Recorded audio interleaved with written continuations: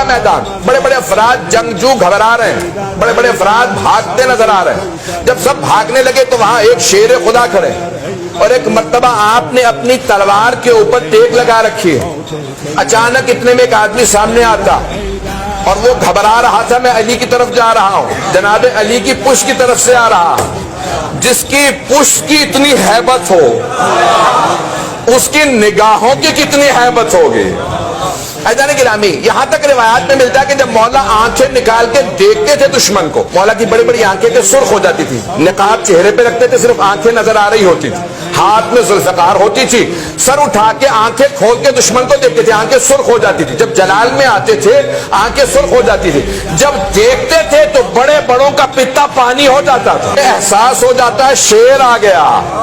ایدان گرامی، جناب امیر علیہ السلام احد کا میدان ہے، بڑی آرام سے اطمینان سے اپنی تلوار پہ ٹیک لگا کے کھڑے ہیں. کہاں پہ؟ احد کے پہاڑ پہ، کہ جہاں حبیب خدا کو ایک جگہ پہ روک دیا تھا اور آپ آئے اور آنے کے بعد کھڑے ہیں. ایک آدمی پشت سے آ رہا، ایک مرتبہ آتے آتے آرام آرام سے بڑے دبے پاؤں سے آ رہا تھا. دبے پاؤں سمجھتے ہیں نا، کوئی آواز نہیں بنا رہا تھا، آرام آرام سے پاؤں رکھ رہا. اچانک گھبراہٹ کے اندر اس کے ہاتھ سے تلوار چھوٹ گئی، کہ سامنے علی بن ابی طالب لڑتا دیکھ چکا تھا. جیسی تلوار چھوٹی تو تلوار گر گئی، پہاڑ تھا. مولا نے مسکرا کے پلٹ کے دیکھا، جو جنگ کے میدان میں اتنا مطمئن ہو اسے علی کہتے ہیں. یا علی اپنی تلوار مجھے دے دیجئے، مانگنے آیا ہوں، اگر آپ مانگیں تو کہتے ہیں کہ آپ عطا کرتے ہیں. یا علی اپنی تلوار دے دیجئے. مولا نے اپنی تلوار اس کے سامنے پھینک دی.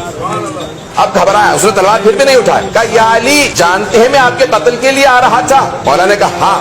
کہا پھر بھی آپ نے تلوار دے دی؟ کہا ہاں. کہا کیوں؟ کہا تب تک تو قاتل تھا، اب تو سائل ہے، تو نے مانگا تھا اس لیے میں نے تلوار دے دی. تو کہا کہ یا علی بتائیے یہ آپ کا کردار ہے یا دین نے آپ کو سکھایا؟ کہا یہی میرا دین ہے، جو میں کر رہا ہوں یہی میرا دین ہے. کہا یا علی اگر یہی آپ کا دین ہے تو میں آپ کے دین پہ ہوں، میں آپ کے دین پہ ہوں، مجھے کلمہ پڑھا لیجیے. حضرت کون کہتا ہے علی کی تلوار سے اسلام پھیلا، علی کے کردار سے اسلام پھیلا. تلوار صرف ان کے لیے تھی جو منافق و کفار تھے، مشرک تھے، جو دشمن خدا تھے، دشمن رسول خدا تھے، علی صرف انہیں مارتے تھے. تو عزیزان گرامی پیش کر رہا ہوں کہ شجاعت اسلام کی علامت ہے. یہاں احد کا سب سے بڑا جو معرکہ، جہاں جناب امیر علیہ السلام جنگ کرتے رہے، پورے فوج آتی تھی، مولا ایک تلوار سے پوری اپنی فوج کو جو مقابلے میں آتی تھی روکتے تھے، یہاں تک کہ تلوار ٹوٹ گئی. تلوار ٹوٹ گئی ہے لیکن دشمن پھر بھی حملہ نہیں کرتا. جناب ختمی مرتبہ کو پلٹ کے دیکھا جناب امیر نے، کہا یا رسول اللہ میری تلوار ٹوٹ گئی. پیغمبر اسلام نے ایک کھجور کے درخت کی ٹہنی کو، برانچ کو توڑا، جناب امیر کی طرف کو پھینکا. کہا یا علی اس سے مقابلہ کیجئے، میری لاکھوں روح قربان علی پہ. یہ نہیں کہتے یا رسول اللہ، یہ باریک سی لکڑی ہے، ان کے ہاتھوں کے اندر لوہے کی تلوار ہے. آپ نے اسی ہاتھ میں ٹہنی کو لیا، مقابلہ کیا.